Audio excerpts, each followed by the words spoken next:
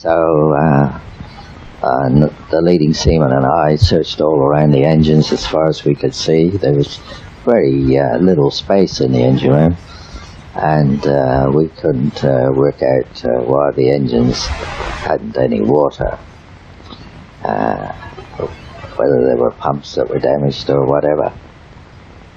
And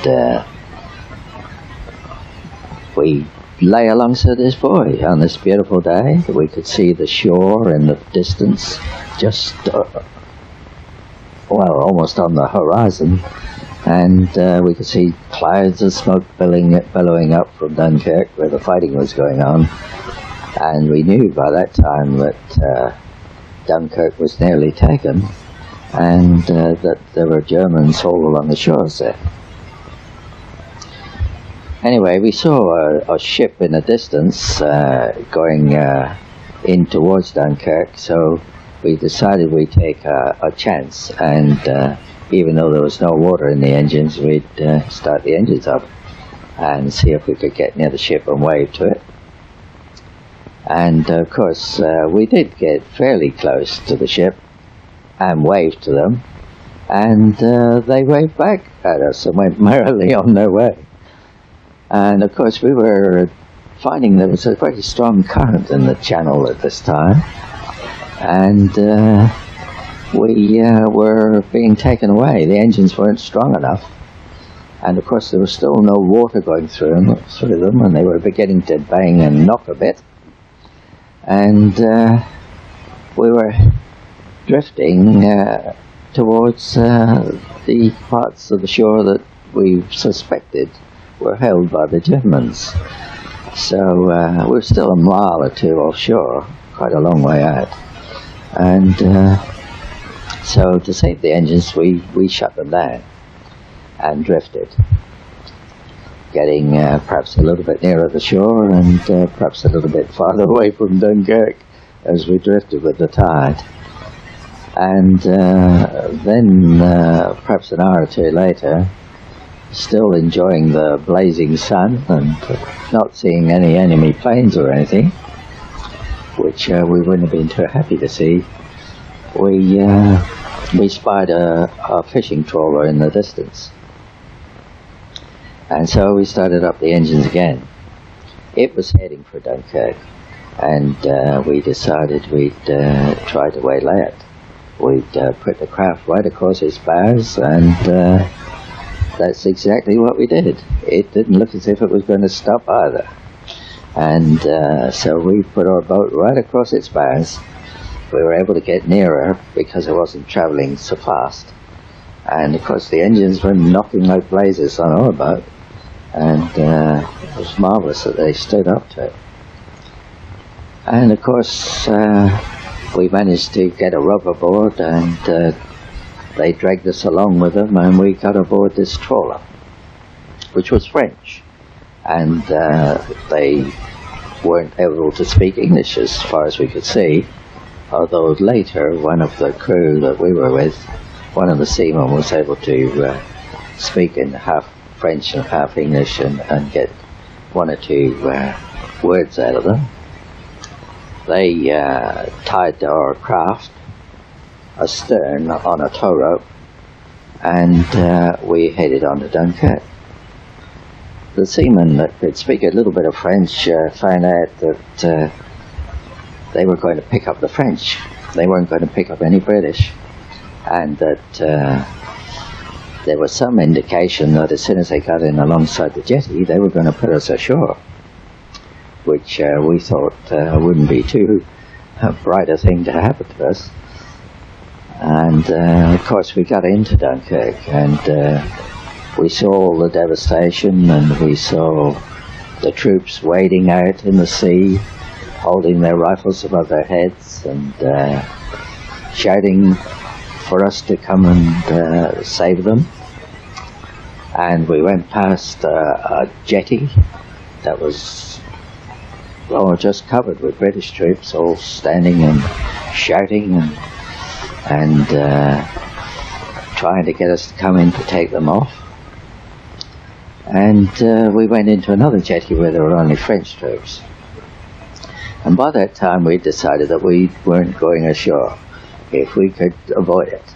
And we'd go into the farthest part of the boat. As the French troops came aboard, we would hide. So that's what we did. The other three fellows and myself got down in one of the hulls and got right up in the corners and separated, really, so that we weren't all in a huddle together. And of course it was night time by then. It was getting dark, and there were all the French troops rushing us aboard to get on board as soon as they can to get away.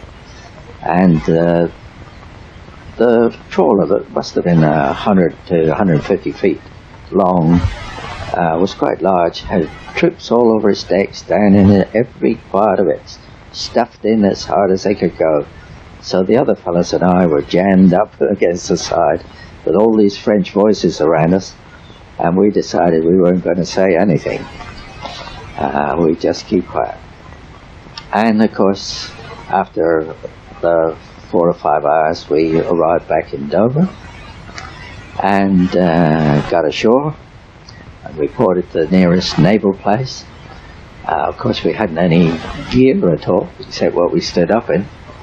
And we were given 4 days survivor's leave and then told to report back to Hayling Island.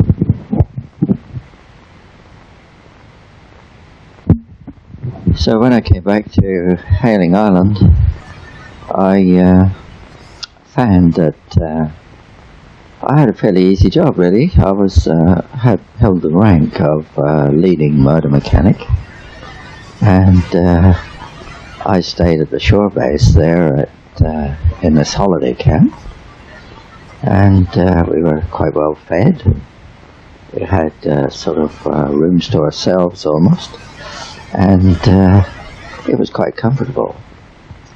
And being the sort of vanguard of the invasion force that we would eventually land the troops at Normandy, we we had no discipline. We were just like the commandos. We were sort of outside the army, outside the navy. We didn't have the discipline of the pucker navy, and we were there training crews. The first job we had to do was to train landing craft crews, and of course my job was to keep the craft running and to check them after they'd been away for the day. We just stayed in the base, and the craft went away and exercised, and the seamen practiced landing them and in surf and all sorts of rough water, and at night and all that sort of thing, and exercised with the army. And we just stayed at the base, and back they came each night, and they reported if they had any defects, and if they didn't have any defects, we didn't have anything to do. And because the craft was new, we didn't have an awful lot of work at all. And of course that went on for a few months. By this time Britain was being bombed, and of course the war was getting a lot more serious, and we thought we might be invaded. So I was part of a sort of group of servicemen who were in a private car. We were supposed to, I'm not sure what make the car was now, but it was an old American car, and we used to pile in this American car at night and sort of go to some place out in the dark somewhere and sort of be stationed out there. And one or two of them had guns, and I didn't have any gun of any kind, but we were supposed to be out there and sort of let anybody know if parachute troops were landing. It was a bit of a farce, really, but of course everyone had to be available and have a go at the Germans if they landed. By this time, of course, the troops that had come back from the UK had all been, or rather back to the UK from Dunkirk, had all been and training with new groups and new regiments, and being armed, although of course there was an awful lot of arms lost, like our landing craft was when it broke the tow rope on the way into Dunkirk. And I think the next important thing that happened was in August, when I learned that 3 of the motor mechanics that I came with from Devonport were going to go on an operation. And so I immediately went to the commanding officer, or the first lieutenant or someone, and said, can I go with them? I want to go with my mates. They're the blokes I joined up with from Devonport, and I don't want to see them go off on their own. I'd like to go with them. And so he said, oh, I don't think there's much over there. But a few days later, he came and saw me. He said, we need another motor mechanic to go, and he said, you can go. So I found myself then traipsing off to Liverpool in the north of England, on the west side of England, and well, almost up as far as Scotland, and to join a ship there. And the ship was named Karanja. It was a British India merchant ship, which was quite large.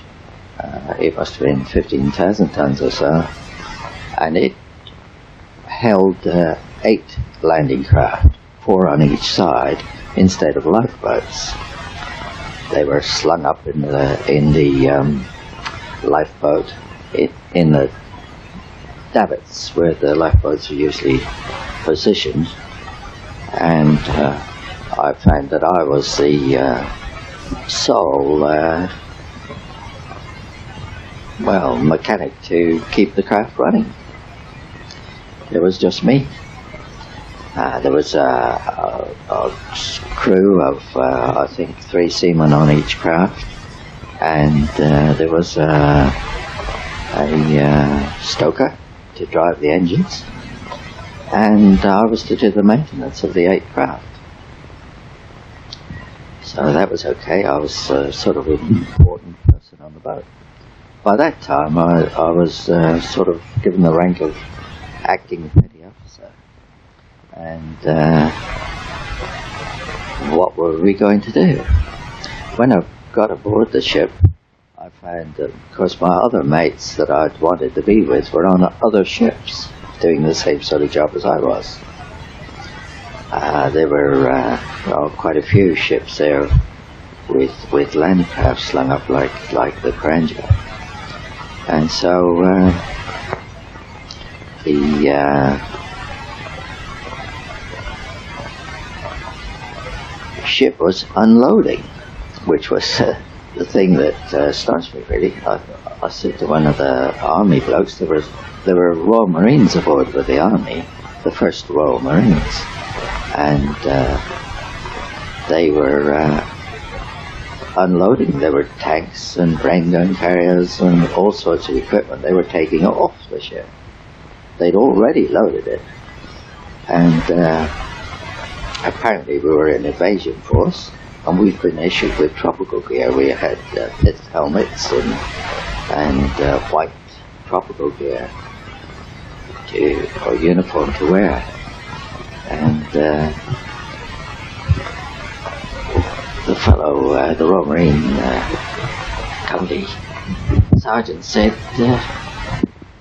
we got it all wrong. He said, we got the stuff into the ship, and the stuff that had to be put ashore first, we'd put in first. So the officer who'd organised the loading of the ship had got it all wrong. The thing they wanted to get off first should have gone in last. And so that's what they were doing in the throes of doing. And so you can see how unorganised our invasion forces were at that time. It was still beautiful sunny weather. In August, this was, in 1940. We had been, that's the Navy boys, who've been inoculated for yellow fever and goodness knows what else. And we had all our inoculations before we got aboard the ship. And of course, on this nice sunny day, all the Royal Marines were lining up to have their inoculation.